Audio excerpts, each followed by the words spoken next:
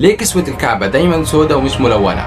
سؤال وجودي فلسفي بيلح على دماغ ملايين المسلمين كل سنة وهم بيشوفوا الكعبة المشرفة بالحج أو في التلفزيون. ليه الكسوة اللبس اللي الكعبة لابساه دايما أسود؟ يعني ليه مش أي لون تاني؟ ليه مش أبيض مثلا رمز السلام والنقاء أو حتى أخضر لون الجنة؟ الكعبة دي على مر العصور كانت بتغير ألوانها أكتر ما أنت بتغير صورة البروفايل بتاعتك.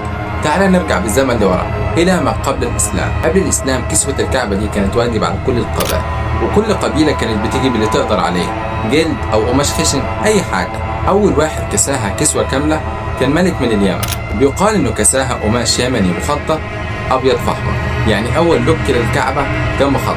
ولما جاء الإسلام وفتح النبي محمد عليه الصلاة والسلام مكة ما غيرش الكسوة القديمة لحد ما اتحرقت بالصدفة وهو بيبخرها، فراح كسيها بقماش يمني برضه لونه أبيض. وفي عهد الخلفاء الراشدين سيدنا أبو بكر وعمر وعثمان فضلت الكسوة بيضاء رمز للطهارة والبساطة، وكانوا بيستخدموا قماش مصري مخصوص يعني ميد إن إيجيبت كانت على الكعب. لكن اللون الأبيض ده كان فيه مشكلة عملية جدا.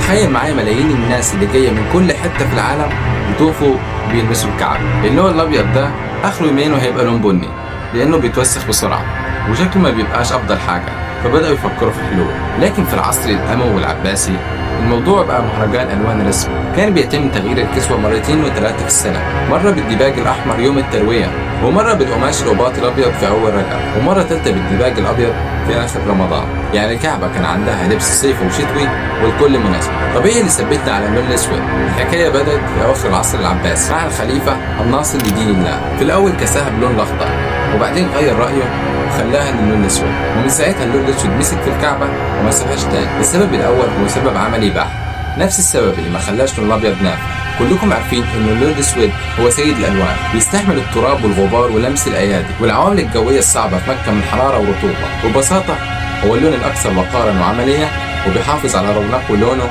طول السنة. لما بتشوف الكعبة بالكسوة السوداء والآيات القرآنية المكتوبة بخطوط من الذهب والفضة بتحس برهبة وجلال لا إرادي، والكونتراست بين الأسود والذهبي بيديك فخامة ملكية. لكن النهاردة كسوة الكعبة قصة تانية خالص من الدقة والإتقان.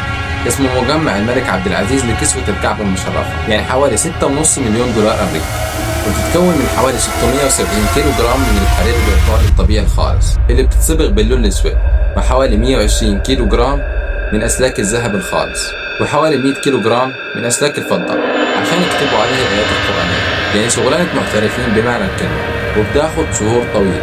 بيتم تغيير كسوة الكعبة مرة واحدة في السنة في يوم 9 من ذي الحجة، والكسوة القديمة بيقطعوها قطع صغيرة وبتتقدم لكبار الشخصيات والدول الإسلامية، ودي تعتبر هدية لا تقدر بثمن. وأتمنى تساعدني كصانع محتوى جديد وتدوس لايك واشترك في القناة، كده كده مش هتخسر حاجة.